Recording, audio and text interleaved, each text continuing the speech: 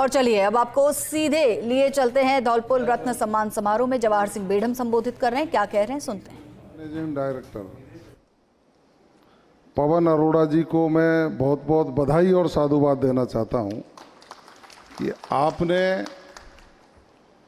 भले ही ये कार्यक्रम धौलपुर में हो रहा हो, लेकिन फर्स्ट इंडिया चैनल जहां भी खुल रहा होगा वहां इस मंच को और मंच के समक्ष बैठे धौलपुर के रत्नों के दर्शन करने का लाभ सबको ही मिल रहा होगा। आपको मैं बधाई देता हूं, शुभकामनाएं देता हूं। इस कार्यक्रम में मौजूद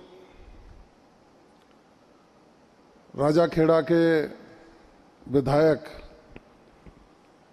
माननीय रोहित बोहरा जी, बसेड़ी के विधायक माननीय संजय जी, हमारी पार्टी के जिलाध्यक्ष राजवीर जी, यहाँ के जिला कलेक्टर श्रीनिधि जी, यहाँ के एसपी साहब सुमित जी, सीओ साहब सोमनाथ जी और जैनेंद्र जी शेखावत साहब, संचालन कर रही हमारी बहन जिनका उद्बोधन आप सुन रहे थे। पवन जी ने ये जो कार्यक्रम रखा है, इस कार्यक्रम के मायने सिर्फ ये नहीं है कि हम नेताओं के, अधिकारियों के उद्बोधन सुन लेंगे और कोई सील और सम्मान हमको मिलेगा, उसको जाकर के कहीं अलमारी में बंद कर दें। इस कार्यक्रम के मायने हैं कि जिन लोगों ने धौलपुर के समाज में विभिन्न क्षेत्रों में एक अच्छा काम करके जो संदेश देने का काम किया, उन प्रतिभाओं को एक उचित मंच मिले और उस मंच से प्रेरणा लेकर के अंतिम पंक्ति में भी जो व्यक्ति बैठा है वो अपने मन में ये भाव लेकर के आए कि मैं भी अच्छा करूंगा तो एक दिन ऐसा ही मंच मुझे जिले में और प्रदेश में मिलेगा। इसलिए समाज के प्रति हमको सकारात्मक रह के काम करना चाहिए। यह कार्यक्रम मील का पत्थर साबित होगा। धौलपुर का सर्वांगीण विकास कैसे हो, चाहे धौलपुर की रोड कनेक्टिविटी हो, चाहे यहाँ की चिकित्सा सुविधाएं हो, चाहे हमारा रेहड़ी पटरी का मजदूर हो, चाहे व्यापारी हो, चाहे किसान हो, महिला हो, युवा हो, उन लोगों को एक मार्गदर्शन मिले और उस मार्गदर्शन को लेकर अपने जीवन स्तर में सुधार कैसे कर सकते हैं, उसके लिए भी मैं समझ सकता हूँ इस कार्यक्रम के बाद उत्सुकता बढ़ेगी और लोग लाभान्वित भी होंगे।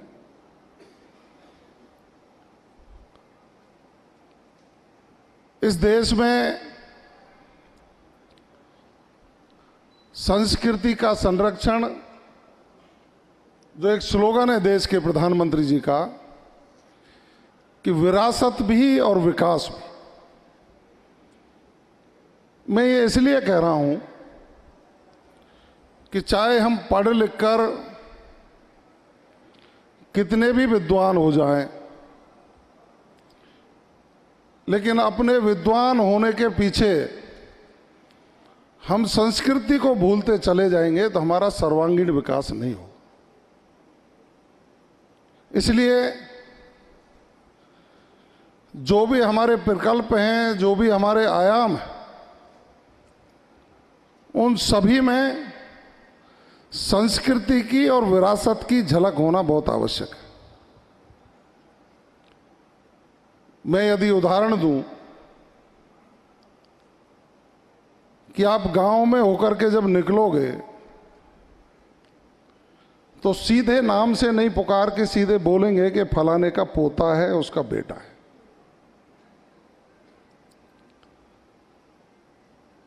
तो जब ये बोलते हैं तो हमारे पूर्वजों द्वारा किए गए कार्य और उनका आशीर्वाद झलकता है। कि मेरी जो पहचान है वो उनके द्वारा किए गए सत्कर्मों के बाद मैंने जो सफलता हासिल की है उसमें पुट लग रहा है। धौलपुर के विषय में कई वक्ताओं ने अपना उद्बोधन दिया।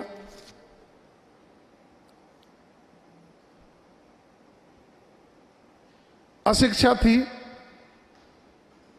शिक्षा का प्रसार था नहीं, रोड कनेक्टिविटी नहीं थी, जंगलों में रहकर लोग जीवन यापन करते थे। तो उस समय समाज में एक स्वीकार्यता थी कि जो थोड़ा बहुत बाहुबली होगा उसकी एक चल निकलेगी बात। तो जो लोग नाम आप दे रहे थे, दस्यु प्रभावित इलाका था, उनका काम जीविकोपार्जन नहीं था जहां तक मैंने स्टडी की है। सिर्फ समाज में धाक जमाना, रौब जमाना, और फिर हम जैसे जो राजनीतिक व्यक्ति थे वो थोड़ा सा आशीर्वाद देते थे कि वोट डलेगा तो ये लोग उस समय प्रभावित करके हमारे पक्ष में लोगों को ले आएंगे। लेकिन जैसे ही रोड कनेक्टिविटी बढ़ी, अपना मोबाइल का नेटवर्क बढ़ा और एजुकेशन का प्रसार हुआ, गांव-गांव जब विद्यालय खुले, चाहे पंचायत समिति के स्तर पर पहले खुलते थे, उसके बाद सरकारों ने समय समय पर ग्राम पंचायत मुख्यालयों पर सीनियर सेकेंडरी करने का काम किया, जनप्रतिनिधियों को कहने पर सेकेंडरी करने का काम किया। तो लोगों में जब पढ़ाई की ओर उनका ध्यान गया तो वो बहुत सारी बुराइयों को छोड़ते हुए प्रगति का रास्ता उन लोगों ने अपनाया। और मैं जब देखता हूँ धौलपुर में कि जो भी व्यक्ति थोड़ा बहुत पढ़ा लिखा हुआ, आजीविका के साधन उसको मिले, वो गांव से निकल करके शहर में बसने लगा। धौलपुर का जो विस्तार हुआ उसमें अधिकतर आसपास के गांव के सरकारी कर्मचारी, अधिकारी या थोड़ा बहुत व्यवसाय करने वाले लोग हैं, उन लोगों ने आकर के यहाँ अपना किया। तो मैं समझ सकता हूं कि कुरीतियों को छोड़कर धौलपुर नए आयाम स्थापित करने के लिए बढ़ा है। पोटेंशियल है, शारीरिक दक्षता अच्छी है, सिर्फ आवश्यकता है समाज में जन जागरण अभियान चलाने की। और जन जागरण अभियान सोशल मीडिया के माध्यम से, आपका जो चैनल्स का प्लेटफॉर्म है उसके माध्यम से, अखबार के माध्यम से, और आप जैसे जो धौलपुर के रत्न हैं वो समय समय पर सामाजिक समारोह में जाकर के गाइड करने का काम करेंगे तो धौलपुर की तस्वीर बदलने में ज़्यादा समय नहीं लगेगा। बात चल रही थी विकास की, तो मैं एक तो साधुवाद देना चाहूँगा अरोड़ा जी आपको। मैं आपके सच बेधड़क का एक खबर पढ़ रहा था, बहुत अच्छा काम किया आपने, आपको बहुत बहुत धन्यवाद। आपने लिखा 5 साल बनाम 1.5 साल। लोगों ने जब पढ़ा तो लगा कि हम यदि जवाब देते तो पॉलिटिकल लगता, लेकिन एक अखबार और चैनल ने उसको लिखा तो लोगों ने तालियां बजाई कि हां, राजस्थान अब आगे बढ़ा। यह सही बात है कि जो भी सरकार आई उसने कुछ न कुछ किया ही, और करना भी चाहिए, दायित्व है। दल कोई भी हो, सरकार कोई भी हो, जनता के प्रति जवाबदेह होकर के जो काम करना चाहिए वो उनका दायित्व है। और जनता को ज़्यादा से ज़्यादा लाभ मिले, सर्विस की डिलीवरी हो, ये सरकार का संकल्प होना चाहिए। रोड कनेक्टिविटी अच्छी हो, अब एक्सप्रेस पे दिल्ली से ग्वालियर, आगरा से ग्वालियर घोषित कर दिया और उसके लिए भी हम देश के प्रधानमंत्री जी को, माननीय गडकरी जी को और भजनलाल जी को धन्यवाद देने में कंजूसी बरतें, तो ये कोई अच्छी बात थोड़ी है हमारी। कर दिया तो अच्छी बात है, और इसको पहली सरकारें भी करती तो हम तो उनको भी धन्यवाद देते, लेकिन किया है। मुआवजा डीएलसी रेट का 4 गुना सरकार ने कानून पारित कर दिया है कि डीएलसी रेट का 4 गुना मुआवजा किसान को मिलेगा। और किसान के खेत के पास होकर के सड़क यदि निकलेगी तो 4 गुना मुआवजा और 4 गुनी मार्केट रेट उसकी जब अच्छी रोड निकलेगी तो बढ़ जाएगी। इसको बस समझाने की बात, और किसान को फायदा मिले, इसे कौन नहीं चाहता साहब। 6,000 रुपया मोदी जी देते हैं साल में, माननीय भजनलाल जी ने उसको इस वर्ष 9,000 कर दिया। ये किसान का फायदा है। ईआरसीपी, जिसका पीकेसी नाम हुआ परिवर्तित, संशोधित नाम, और ये संयोग ही है कि 17 दिसंबर को जब देश के प्रधानमंत्री जी ने उद्घाटन किया और शिलान्यास किया, कुछ जो काम पूरे हो गए थे उनका उद्घाटन किया और जो चालू होने थे उनका शिलान्यास किया, तो मध्य प्रदेश के मुख्यमंत्री जी और राजस्थान के मुख्यमंत्री जी मंच पर ही थे। तो सबके दिमाग में निकला कि ये तो राम जल सेतु लिंक परियोजना है, ये ईआरसीपी नहीं है, राम जल सेतु लिंक परियोजना। रा से राजस्थान और मां से मध्य प्रदेश, काली तीर का काम, चंबल लिट परियोजना का काम और राम जल सेतु लिंक परियोजना का काम, जिसमें धौलपुर जिले को भी जोड़ा गया है। ये वर्ष उस समय की माननीय वसुंधरा जी जब यहाँ मुख्यमंत्री थी, उस समय जब भारत सरकार को प्रस्ताव गया तो उस समय आपके भी जिले के बांध को इसमें जोड़ा गया। अब वो जल्दी पूरा हो, पूर्वी राजस्थान के सभी जिलों को उसका लाभ मिले, ये हमारा सबका, चाहे कांग्रेस के हों, चाहे भाजपा के हों, चाहे जनता दल के हों, चाहे बसपा के हों। एक बसपा के विधायक आज शायद वो आए नहीं, वो है। सबका ये दायित्व बनता है कि आखिर हमें बटन हमारा वो जनता ही दबाती है, जो जनता परमानेंट है। बाकी जनप्रतिनिधि परमानेंट नहीं है, जनता चाहेगी जो आएगा, नहीं चाहेगी जो नहीं आएगा, लेकिन उनको समय पर मिले।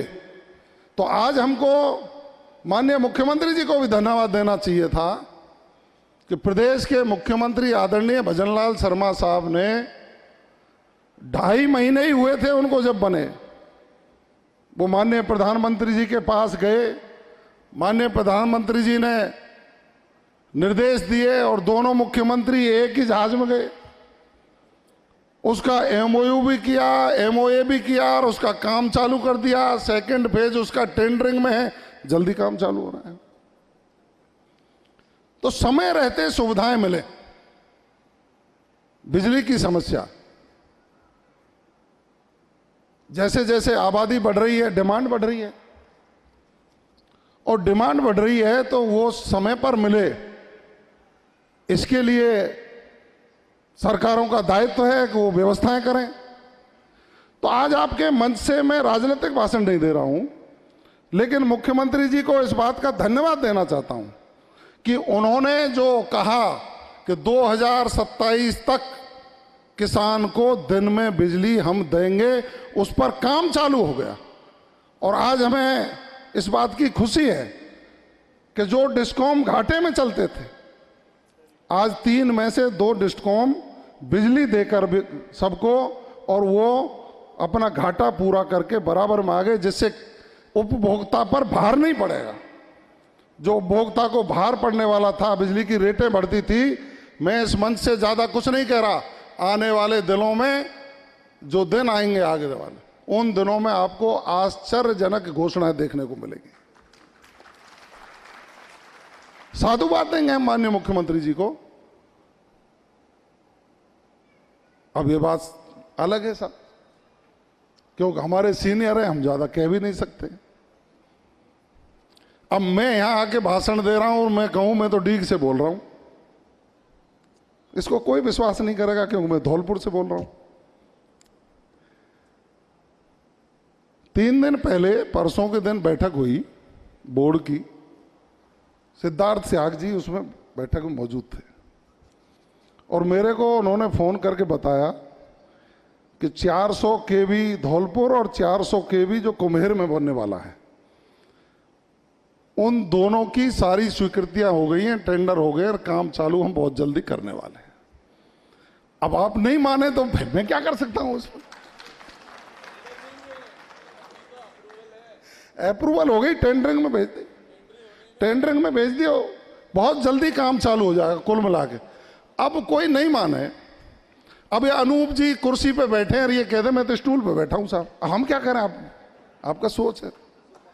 लेकिन हम ये कह रहे हैं बिना किसी भेदभाव के पूरे राजस्थान में विकास की योजनाओं को धरातल पर लाने के लिए राजस्थान की सरकार और प्रदेश के मुख्यमंत्री संकल्पित हैं और कर भी रहे हैं।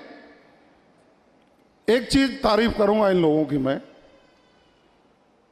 आप लोगों ने सदन में खड़े होकर के भी मुख्यमंत्री जी का धन्यवाद किया और सदन से बाहर भी आए तो हमसे गलबैया मिलकर के कहा कि ऐसा मुख्यमंत्री पहली बार देखा है कि जिस दल के व्यक्ति ने जो डिमांड दे दी उनमें से अधिकतर को पूरा कर दिया और ये और कहा और बता देना कर देंगे।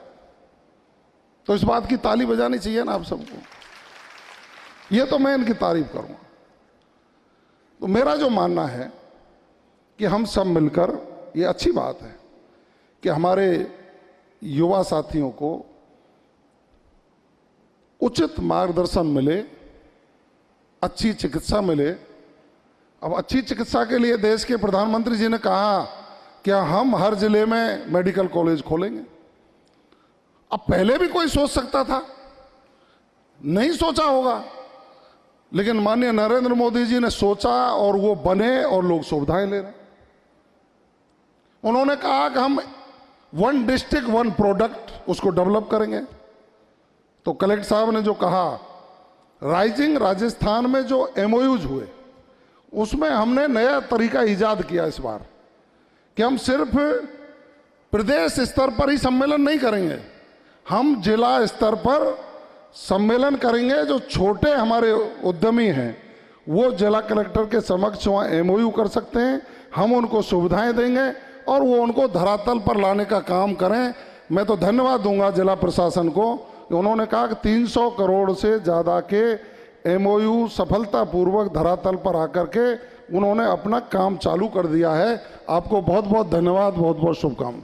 और यहाँ 300 करोड़ है पूरे राजस्थान भर में। मैं ये किसी की तुलना नहीं कर रहा, लेकिन सही बात कह रहा हूँ, सरकारें जो भी थी सबने कोई राजस्थान किसी दूसरे नाम से सम्मेलन किए, उद्योगपतियों को बुलाया, लेकिन समय ठीक नहीं था। पहली सरकारों में लास्ट के तीसरे या चौथे वर्ष में हुए और जनता ने अपना निर्णय सुना दिया तो उनके इम्प्लीमेंटेशन में कमी आई। मैं साधुवाद दूंगा प्रदेश के मुख्यमंत्री जी को कि उन्होंने पहले ही वर्ष में किया और वो इसलिए किया कि इसका प्रॉपर फॉलोअप करेंगे जिससे हम जनता को ज़्यादा से ज़्यादा लाभ दे सकें। 35 लाख करोड़ के MOU में 4 लाख करोड़ के MOU धरातल पर आकर उन पर काम चालू हो गया। माननीय मुख्यमंत्री जी खुद हर महीने मॉनिटरिंग कर रहे हैं। अब ये बात अलग है कि पिछली बार 1.5-2 साल पहले जो हुआ था, 2.5 साल पहले, उसमें 12 लाख करोड़ के MOU हुए, 28,000 करोड़ की धरातल पाया। उसमें हम क्या करें साहब? फॉलोअप की कहीं कमी रही तो सुधारना चाहिए था। आज फॉलोअप ठीक ढंग से हो रहा है तो वो जो काम हो रहे हैं वो केवल भारतीय जनता पार्टी के कार्यकर्ताओं के लिए नहीं हो रहे, वो राजस्थान की जनता के लिए हो रहे हैं। सभी दलों के लोग उससे लाभान्वित होकर के राजस्थान के विकास में सहयोगी बने, यही माननीय मुख्यमंत्री जी का सपना है। और मैं वायदा करता हूं, आइए, हम तो हमेशा तैयार हैं। स्वच्छ संवाद हो, सार्थक संवाद हो और संवाद होकर के निर्णय पर पहुंचें और उनका इम्प्लीमेंट हो। जनता का व्यक्ति जो अंतिम पंक्ति में बैठा है, पंडित दीनदयाल उपाध्याय जी का जो सपना था अंत्योदय की योजना, वो माननीय भैरव सिंह जी शेखावत ने सबसे पहले राजस्थान में लागू की। उस अंतिम पंक्ति में बैठे व्यक्ति को समृद्ध करके राष्ट्र की मुख्यधारा में जोड़ने का जो मूल मंत्र है, हमारे तो संस्थापकों ने वही कहा और देश के प्रधानमंत्री जी और माननीय मुख्यमंत्री जी उस संकल्पना को पूरा करने का काम कर रहे हैं। चाहे हम देश की गरिमा की बात करें, ऑपरेशन सिंदूर की बात करें, हमारे सेना के जवानों की बात करें, आम जनता को समय पर डिलीवरी हो, उसमें बढ़ोतरी हुई है क्योंकि आजकल मोबाइल से डिलीवरी हुई है। मोबाइल से किसान सम्मान निधि जाती है, मोबाइल से पेंशन जाती है, मोबाइल से छात्रवृत्ति जाती है, मोबाइल से कोई छीजत नहीं, सीधा व्यक्ति को पैसा पहुंचता है। तो सरकार ने पूरी जिम्मेदारी के साथ आम जनता के सर्वांगीण विकास का संकल्प लेकर आगे बढ़ने की कोशिश रात दिन कर रही है। सभी की सहयोग की अपेक्षा है और मैं फर्स्ट इंडिया के साथियों को पुनः साधुवाद और बधाई देते हुए मैं आग्रह भी करना चाहूँगा कि जिस तरह से आप का जो संवाददाता है, आपका जो रिपोर्टर है, वो व्यक्ति की कहीं पीड़ा है उसको प्रदर्शित करता है तो सरकार उस पर तुरंत संज्ञान लेती है। हमारे सिस्टम के माध्यम से मिलती है, उस पर भी लेते हैं। और जो चैनल्स काम कर रहे हैं राजस्थान में, आपका चैनल एक प्रमुख चैनल के रूप में है। फर्स्ट इंडिया ने बहुत कम समय पर बहुत ऊंचाइयां छुई हैं। अब जगदीश चंद्र जी तो मैं तब से जानता हूं जब गुर्जर आंदोलन चला करता था और जगदीश चंद्र जी ईटीवी में उसके बाद आए, प्रताप राव उस समय रिपोर्टिंग करते थे, उसके बाद जगदीश जी वहाँ आए तो उस समय इसको गुर्जर चैनल कहने लग गए थे लोग, क्योंकि ज़्यादा देखते थे, खबरें सटीक देता था। और अब फर्स्ट इंडिया ने जितना राइज किया है, मैं समझ सकता हूँ कि आप जनता तक अच्छी बातें, सकारात्मक संदेश की बातें और पॉजिटिव अप्रोच पहुंचा करके लोगों में सामाजिक परिवर्तन का एक आंदोलन खड़ा कर सकते हो। उसके लिए आप सजग प्रहरी के रूप में काम कर रहे हैं। आपको बहुत बहुत बधाई, बहुत बहुत शुभकामनाएं। आपने अच्छा मंच दिया, सब लोग बैठे, सबके अच्छे विचार हुए और उन विचारों को सुनकर हम सरकार के स्तर पर माननीय मुख्यमंत्री जी के नेतृत्व में और क्या अच्छा कर सकते हैं उसके लिए संकल्पित होकर मैं यहाँ से जाऊँगा। मुझे बहुत ज्ञानवर्धन हुआ है। आपने कहा कि अपराध में बहुत कमी आई है, मैंने नहीं कहा भाई, मैं तो उसकी पुष्टि कर रहा हूँ। ये एक चैनल ने कहा जो स्वतंत्र चैनल है, उस चैनल ने कहा कि राजस्थान में अमन चैन शांति स्थापित होने जा रही है, हो गई है। बहुत ग्राफ कम हुआ है अपराधों का और मेरा सीना गर्व से चौड़ा होता है जब ये चीज़ सुनता हूँ, क्योंकि मैं गृह राज्य मंत्री हूँ। पूरे राजस्थान में मैंने भ्रमण भी किया है। मुझे पूर्ण संतुष्टि तो जब मिलेगी जब हम और इस साल ग्राफ को कम करेंगे, लेकिन बहुत संतुष्टि है कि अपराधियों में भय, आमजन में विश्वास, इस स्लोगन को लेकर राजस्थान की कानून व्यवस्था को सुदृढ़ करने का हम सकारात्मक प्रयास करें। धन्यवाद। जय हिंद, जय भारत, राम राम साथ। बहुत बहुत धन्यवाद माननीय मंत्री जी, आपके उद्बोधन ने वाकई में बहुत सारे विचार, बहुत सारी आत्मविश्वास वाली बातों को साझा किया। जोरदार तालियां।